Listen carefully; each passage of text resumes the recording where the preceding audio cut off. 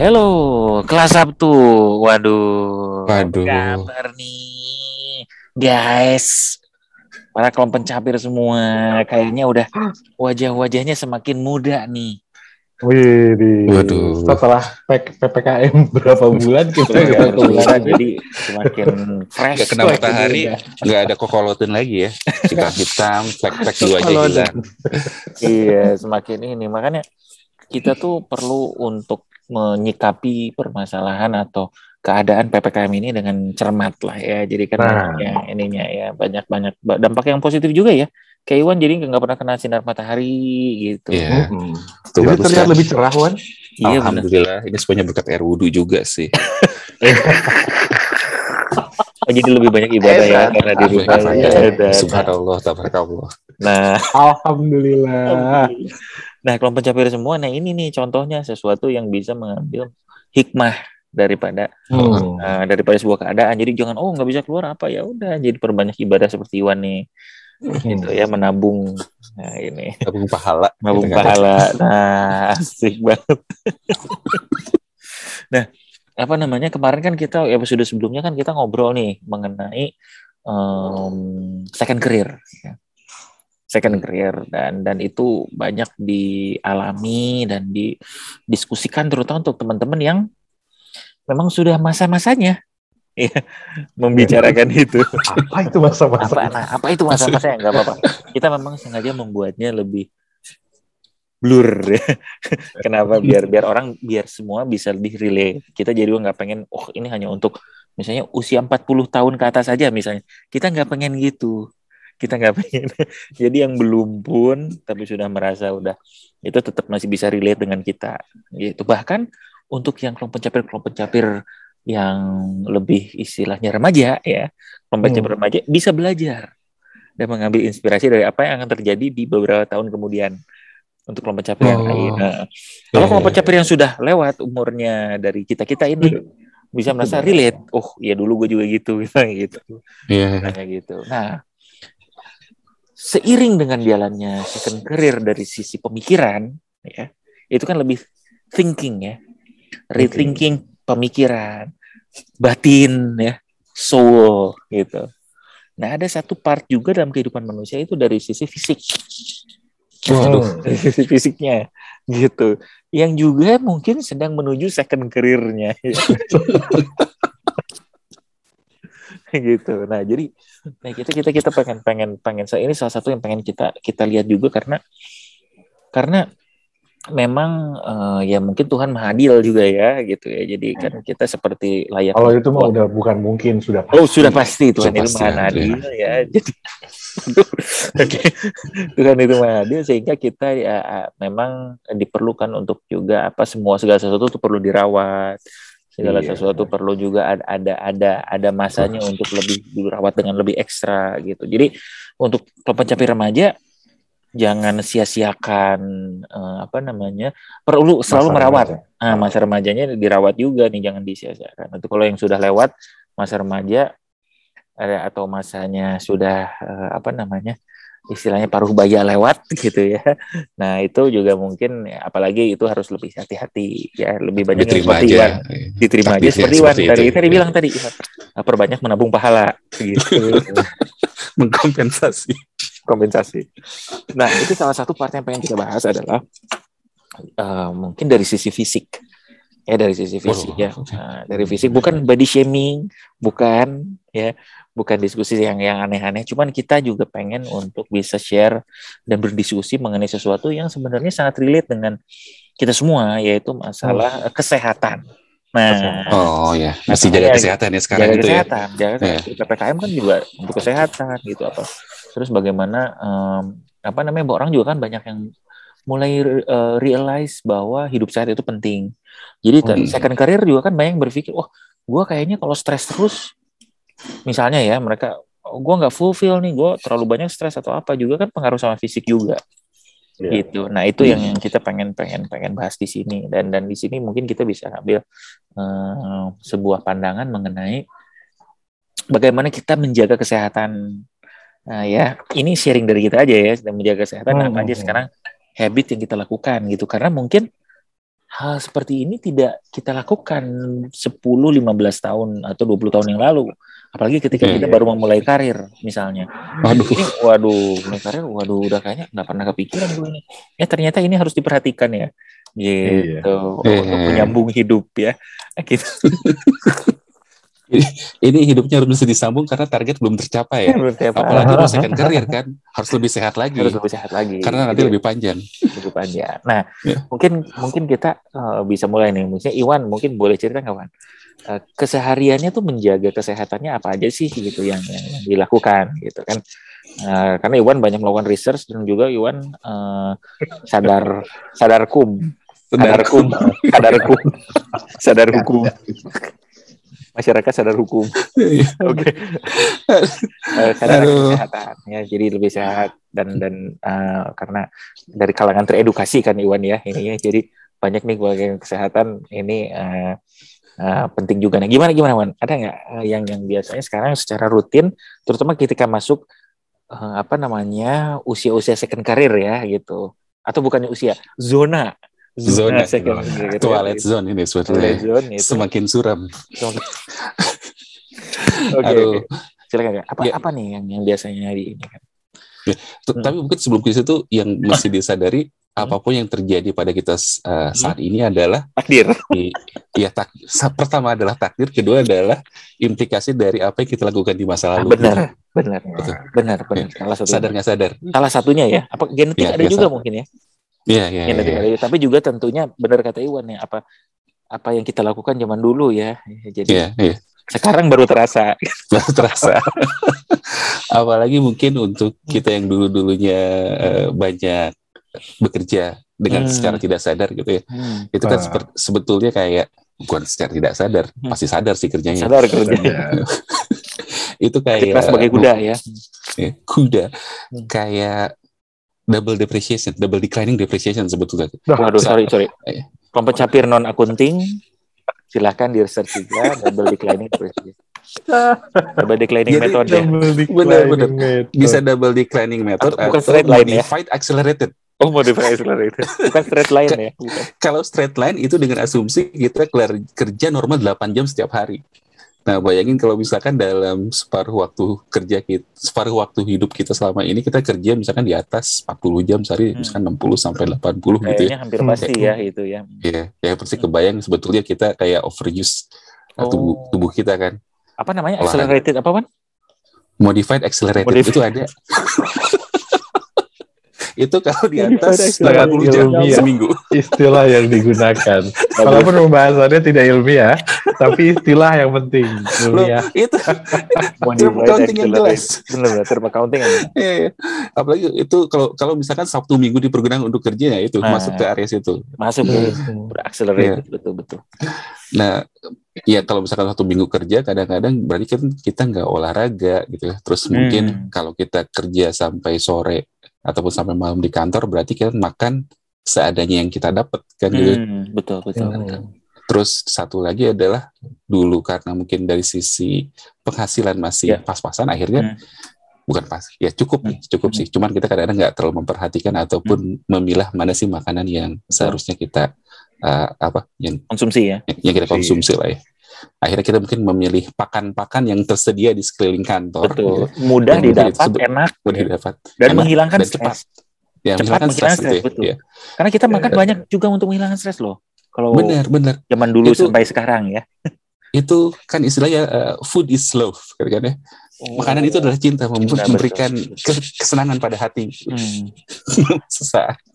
Ya pokoknya akumulasi semua semua yang kita lakukan di masa lalu pasti kejadian ke kita sekarang sih. Kalau saya sih yang paling kerasa adalah lambung kena, sering kena GERD, pernah 3 kali masuk lambung itu asam lambung ya? Asam lambung, ya.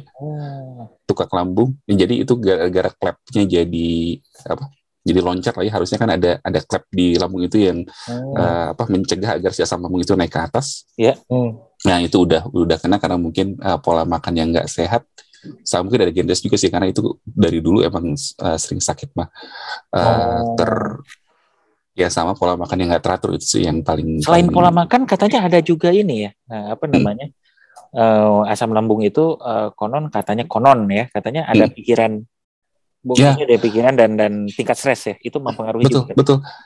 Katanya perut itu adalah second brain kan sebetulnya. Perut itu second brain. Iya. Kalau buat saya first.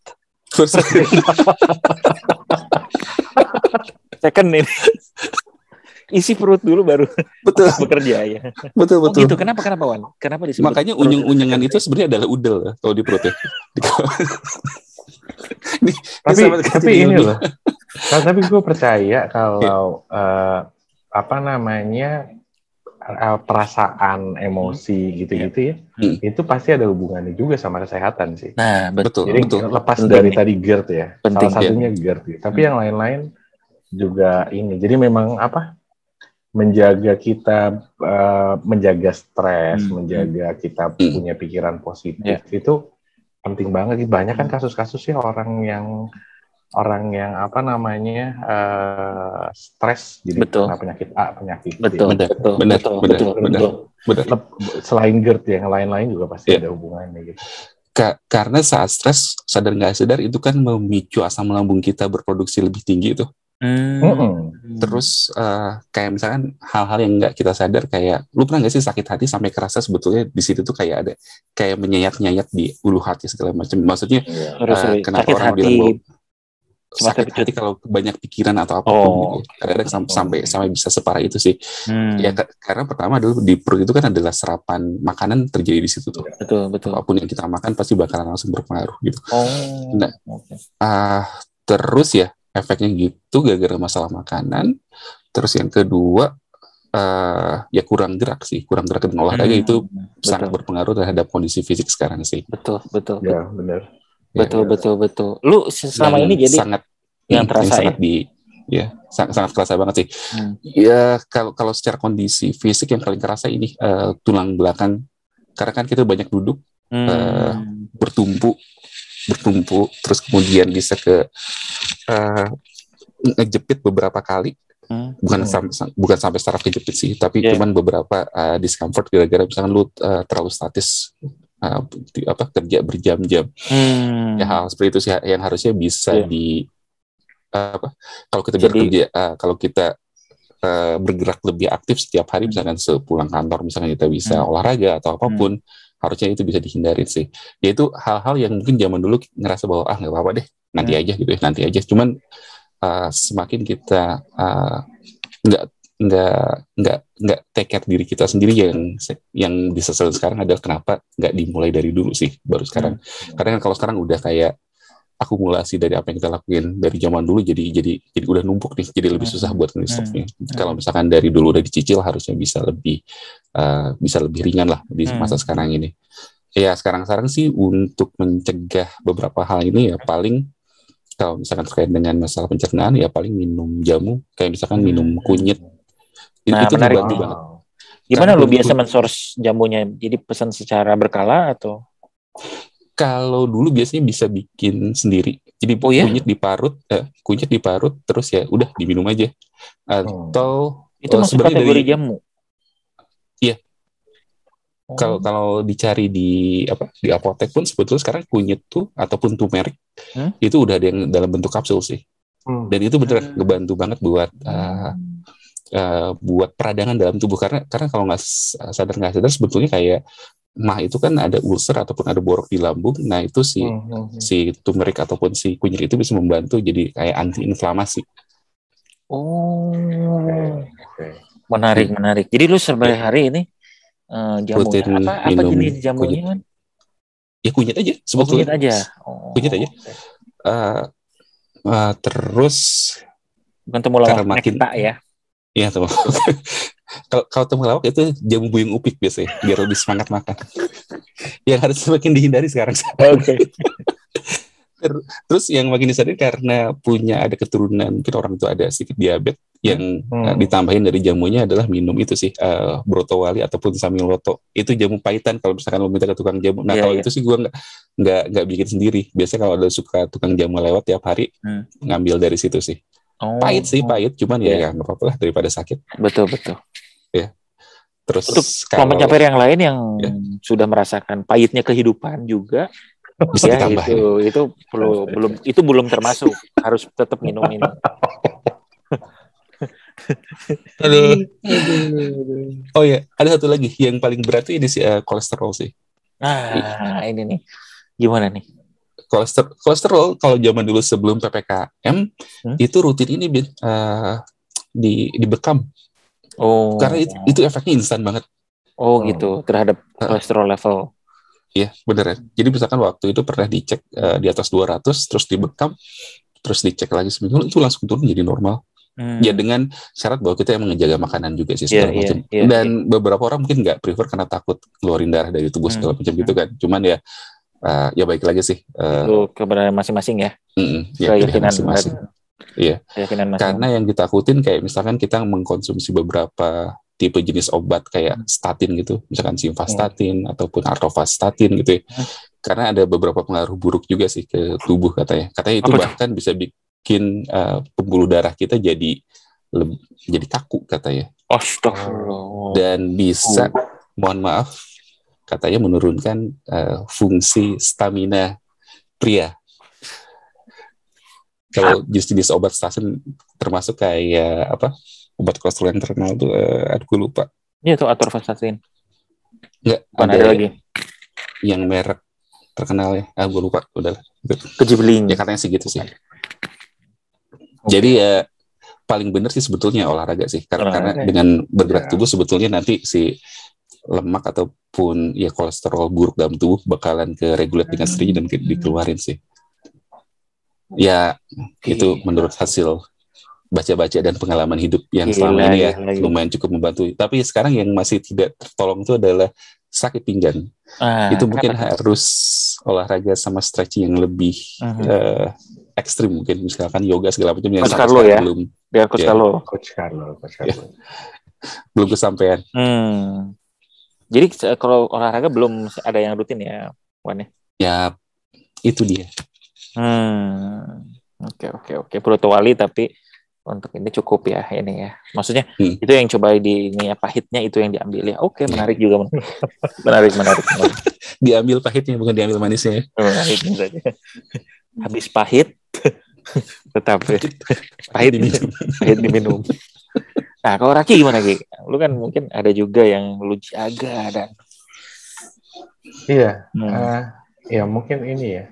Mungkin gue kalau ini flashback sedikit, berapa tahun yang lalu ya itu ya, mungkin 6 tahunan, 7 tahunan yang lalu, usia masih kepala 3 gitu kan. Mute One, di mute tengah-tengah. Oh sorry. 3 tengah-tengah. Medical check up, terus dibilang sama dokternya bahwa penuaan itu dimulai dari umur 35. Waduh, udah lewat tuh. Dokternya ngomong gitu waktu itu. Nah, gue gak ngerti ya, gue bukan dokter. Pokoknya gue cuma dengerin dokternya bilang gitu. Penuaan mulai umur 35. Apa sih yang artinya penuaan? Penuaan tuh sel-sel tubuh kita mulai mulai degrading gitu. Mulai ada yang mati selnya, mulai fungsinya mulai berkurang dan gue agak mendengarkan itu. Jadi gue mulai sadar diri ya sejak umur segituan gitu. Mulai sadar diri, makanya juga mulai hati-hati lah. Gue nggak bilang gue langsung yang ekstrim gimana, enggak. Pernah juga ada kejadian habis dari luar kota, makannya sembarangan sampai Jakarta, besoknya nggak bisa jalan gitu ya, gara-gara asam urat terlalu tinggi. Itu juga pernah kejadian gitu. Jadi kondisi-kondisi itu adalah gitu, yang nunjukin kalau ya memang mengingatkan kita gitu ya bahwa ya ini udah nggak normal fungsi tubuhnya gitu kan. Terus selain fisik ya, kalau kita ya fisik kan kelihatan gitu ya, fisik di luar gitu kan kelihatan ya namanya menua gitu atau mulai degrading. Terus sama kalau gue yang paling berasa itu adalah karena dari dulu kerja ya, tadi kita ngomongin kerja ya, Sabtu Minggu apa segala macam kerja gue cukup ekstrim dari dulu. Yang paling berasa sih itu. Jadi gue ngerasa banget sekarang kalau jam kerja gue tuh pasti gue berkurang sekali jam kerja dibandingin dulu. Apa kemampuan gue untuk kerja long hour tuh berkurangnya lumayan. Oh gitu ya.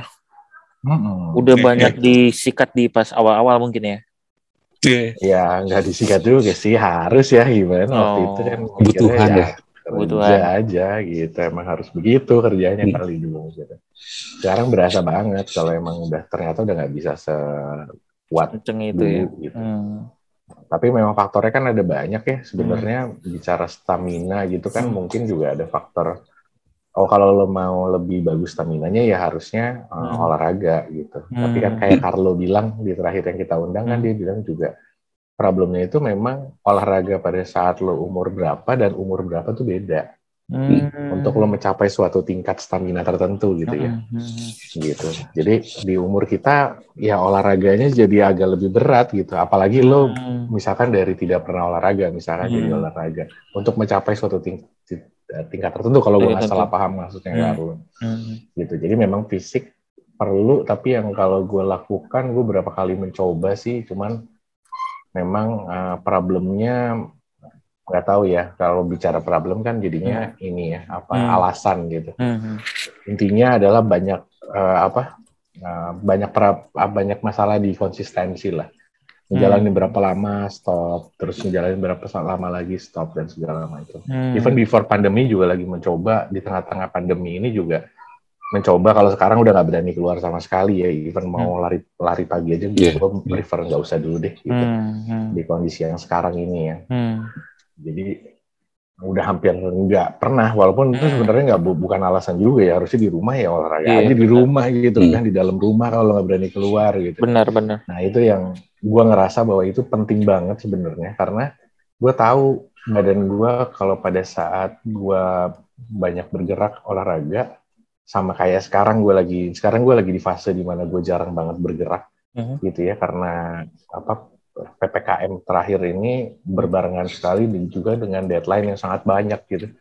Jadi dan pekerjaan dan jadwal yang lumayan penuh lah gitu. Jadi udah pikirannya, kepalanya udah di pekerjaan terus nggak bisa keluar juga. Jadi udah makin nggak pernah ngapa-ngapain lah. Nah, berasa itu bedanya pada saat gue lakukan olahraga yang cukup sebenarnya nggak berat-berat amat mungkin ya, tapi lakukan secara konsisten, maka stamina gue akan berasa lebih kuat gitu ya, untuk kerja fokusnya lebih enak dan segala macam.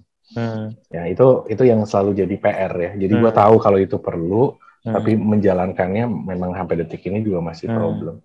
Tapi di sisi lain sih dari pengalaman titik gue itu titik gue sadar tadi gue bilang gue ke dokter itu ya.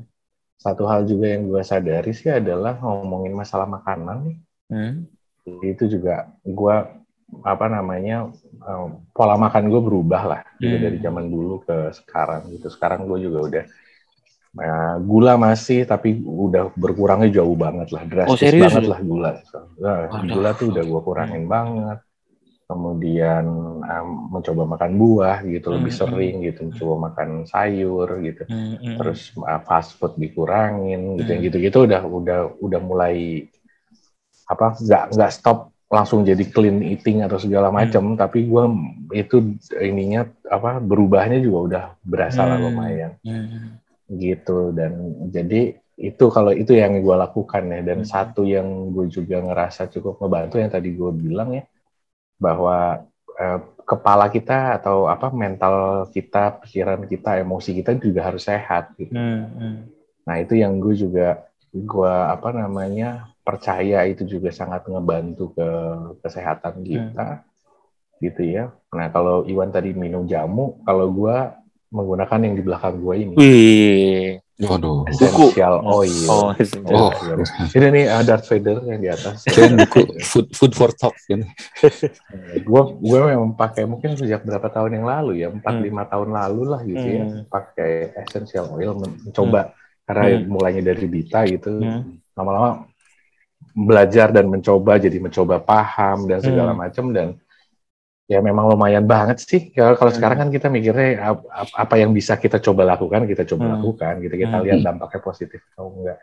Dulu tuh kalau jenis pekerjaan yang kayak gue ini kan sering ada ketemu titik-titik sakit kepala gitu ya, atau yang flu yang gimana gitu, sehingga gue harus konsumsi satu merek obat yang selalu gue konsumsi dari dulu gitu ya. Setahun tuh gue dulu inget banget lah, setahun tuh gue ada titik sakitnya itu mungkin 3 kali 4 kali gitu ya. Oh iya? Harus minum tuh obat, iya. Jadi gue pasti ada titik di mana gue sadar, udah ngerasa badan gue, gue harus minum obat gitu.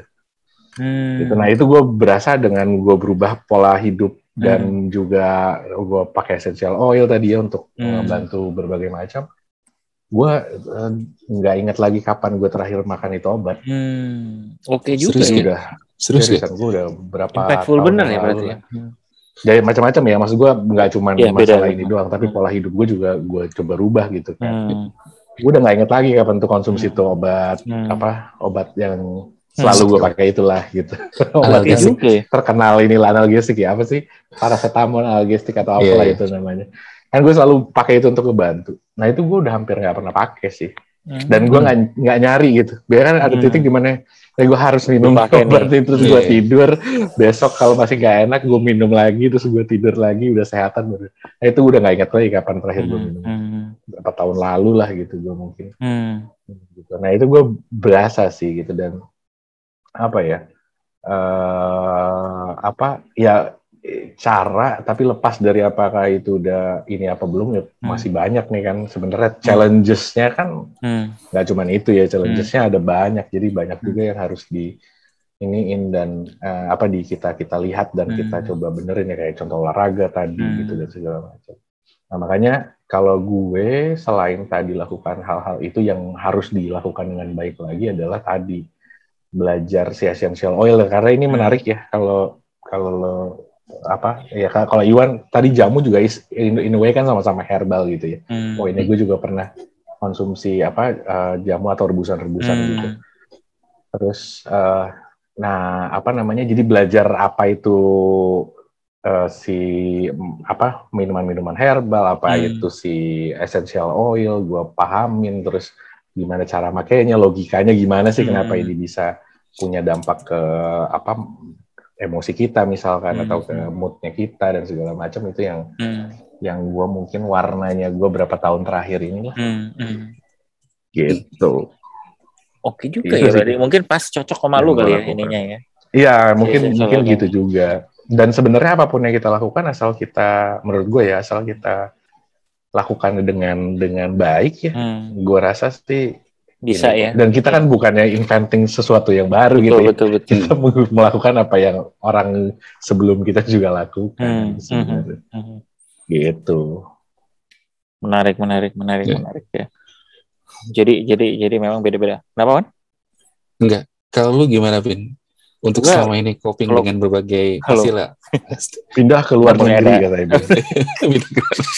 Gue sempat ada masanya yang olahraga ya, jadi gue berat badan gue 90, jadi 75. Nah di situ makan itu gue ngerasa sih olahraga dan makan yang biasa aja gitu. Jadi kadang tuh memang makan, kita pengen suka makan banyak yang sebenarnya nggak terlalu perlu amat gitu. Karena gue pernah ada di fase ketika gue makan gue tuh biasa aja dan gue nggak kelaparan. Nah itu jadi si makan itu. Nah cuman nggak cuman sih ya, dan juga mungkin karena usia dan apa segala macam, itu nggak cukup juga, nggak hanya itu, karena gue ada turunan darah tinggi dan mungkin jantung gitu ya. Jadi gue sempat ke dokter, teman gue dari SMP ya, terus dia ya lu resikonya tinggi, gaya hidup lu memang harus lu maintain dengan lebih baik lah gitu, tapi lu tetap harus minum obat gitu. Jadi gue mau minum obat obat darah tinggi. Terus recently untuk take care kolesterol yang Iwan bilang tadi, Tatin dan temannya, gue jadi gak bener nih ternyata. Tapi anyway ya kita harus ya mungkin sementara ya harus pakai obat dan dijaga aja sih ininya. Jadi gue sementara sih itu sih yang gue lakukan. Sedang pengen coba lagi untuk berolahraga, karena itu tuh ngaruh banget ya Bini. Ngaruh banget. Gue ngerasa ketika lebih sering olahraga tuh ya lebih enak, badan lebih enak, terus udah gitu. Pikiran juga loh. Jadi maksudnya, jadi ada yang bilang kan kita kadang-kadang kalau kita lagi stres malas juga ya olahraga ya, buru-buru olahraga ya, mungkin ininya juga kan udah keburu malas. Tapi ternyata ada si fisik olahraga itu enhance resilience terhadap stres juga gitu. Benar. Jadi olahraga yang gue pengen coba lagi, mudah-mudahan dengan suasana baru ini olahraga bisa dinaikkan, walaupun ternyata pagi kepagian, sore udah ngantuk dan malah jadi ingin makan lagi gitu. Nah, kayak sekarang nih gue mungkin karena kurang tidur ya atau gimana, tidur masih adjust, kok gue pengen makan lagi gitu. Padahal tadi gue udah mau makan siang. Nah, jadi gue lagi berpikir dan melakukan kontemplasi nih mengenai makan ini gitu. tapi ya itulah, mungkin jadi kalau gue ya memang pakai obat dari sementara ini sih, obat dari dokter, gue belum pakai yang lain-lain lagi sih ya, belum coba gitu ya. Mungkin gue ingin tekankan olahraga, tapi mungkin mulai besok ya. Besok kita olahraga. Pada saat nanti inilah mungkin waktunya ya. Mungkin waktunya tepat. Ya gitu. Gitu sih. Jadi mungkin tapi ya gue menyadari juga sih, ini karena harus mulai diperhatikan gitu ya.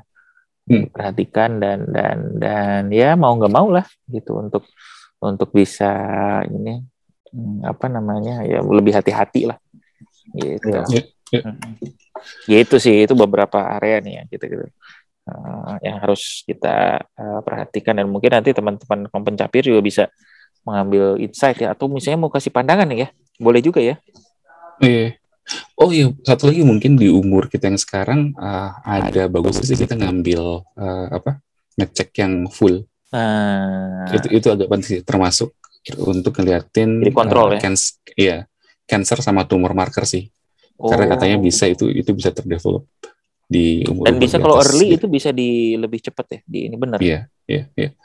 Ada satu cara lain lagi untuk ngeliatin potensi resiko penyakit di tubuh kita, yaitu pakai DNA testing, DNA profiling. Waktu tahun kemarin gue sempat ditawarin, ya reportnya langsung ketahuan kan, kita nanti prone sama cancer yang mana atau tumor mana. Cuman gue pikir, aduh berani nggak ya ngeliatin report seperti itu gitu ya. Walaupun sebetulnya bagus kan, karena kita jadi tahu apa yang mesti kita hindari, apa yang kita mesti lakukan. Karena ya kalau gitu ya itu udah takdir aja kan sebetulnya. Cuman ngeliatin hal kayak gitu itu kan kayak dapat info lebih awal. Itu lebih awal. Tergantung mentalnya kuat atau enggak sih. Tapi kayaknya mungkin gue mau coba sih. Iya, memang itu juga pilihan orang. Ya ada yang, karena nggak mau, ntar gue takut ketahuan semua gitu ya. Ya, jadi kan sebenarnya bisa di take care ya. Ya itu juga karena ada gue sempat nonton film dulu Grey's Anatomy ya, ada satu dokternya terus dibilang, gimana dok, ini harus gimana gitu kan, bisa panik ya dalam keadaan. Terus dia bilang, let's not worry until we have to. Jadi gak usah panik sampai kita beneran harus panik. Cuman itu juga bukan berarti jadi kita tidak peduli ya. Cuman mungkin jangan terlalu dipikirin aja kali. Gitu. Benar juga ya, jadi mecek ya Pan ya. Itu penting. Yang mungkin bisa nih. Menarik. Nah itulah beberapa insight nih kelompok pencapir semua nih. Karena banyak pendengar kita kelompok pencapir semua mungkin bisa relate, dan kalau relate boleh sih kasih komen juga ya. Mungkin karena bisa jadi insight nih untuk teman-teman yang lain. Baik mungkin dari cara lain untuk mengurangi cara-cara unik, cara-cara alternatif. Ya. Dipindahkan penyakitnya ke binatang mungkin.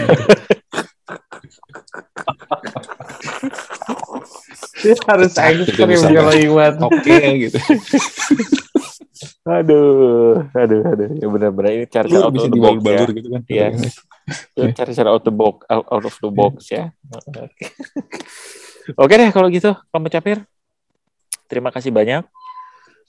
Nanti kita akan ketemu lagi dan kita bahas lagi nih apa yang kayaknya asik, dan ini mudah-mudahan berikutnya lebih ke arah solusi dan hidup sehat. Ya. Kayaknya kita perlu juga kita undang ini ya, dari sisi kesehatan atau ahli gizi gitu dokter ya, ahli gizi ya, menarik tuh ya. Boleh juga, boleh. Gitu. Ada kita, ada juga teman ya. Nanti kita mungkin kita bisa lihat beberapa teman dokter kita, teman SMA kita yang dokter ada juga ya. Kita undang ya. Oke. Kita undang dan kita bisa jadikan narasumber ya. Oke. Tapi kalau teman-teman kuliah kita, angkatan kita, anak akuntansi yang jadi dokter nggak ada ya? Nggak ada ya. Bisa mungkin S2 Master Kesehatan. Master Kesehatan ya, mungkin manajemen rumah sakit atau ya. accounting. Di grup kita itu membahas dendeng lemak sama kulit ayam goreng. Nah, gitu. itu bahaya. Itu akuntan. Akuntan tuh memang gitu.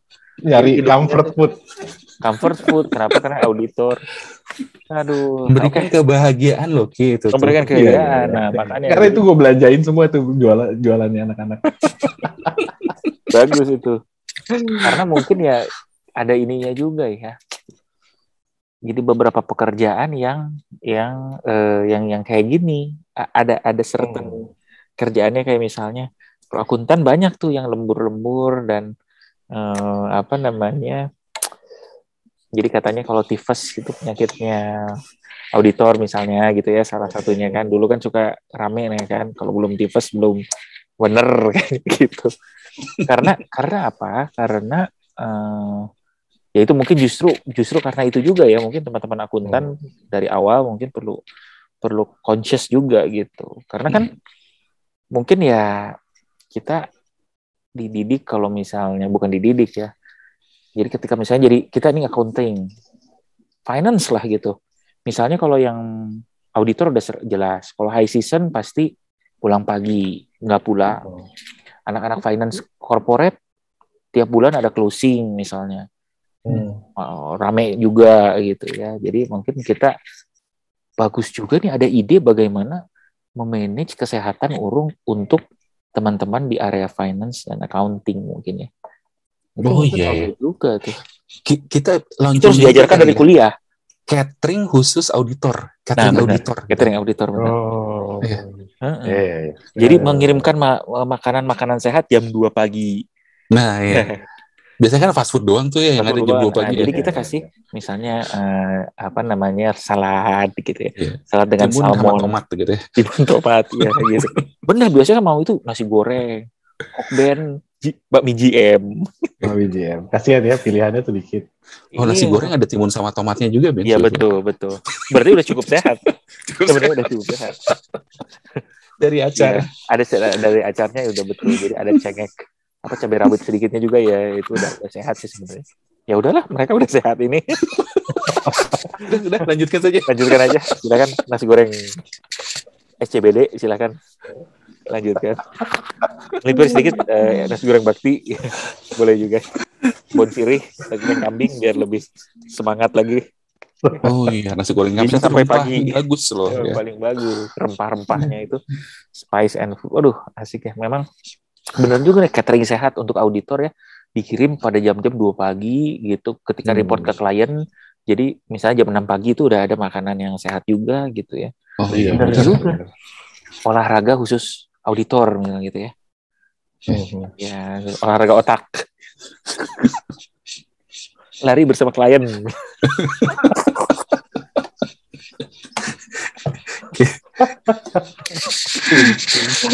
Oke.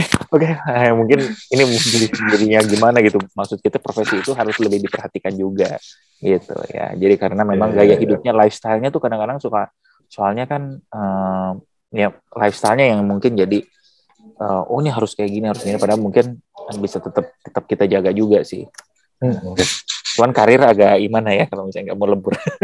Nggak maksudnya.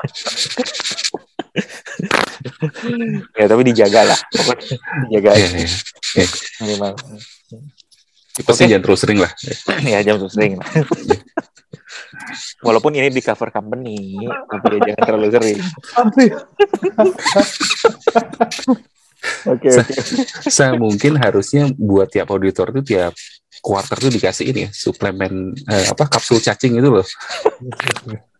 Jadi biar nggak tipes dari awal tuh dikasih kapsul cacing. Itu preventif ya. Preventif. Biasanya kalau ketika tipes baru dikasih kapsul cacing ya. Iya, benar.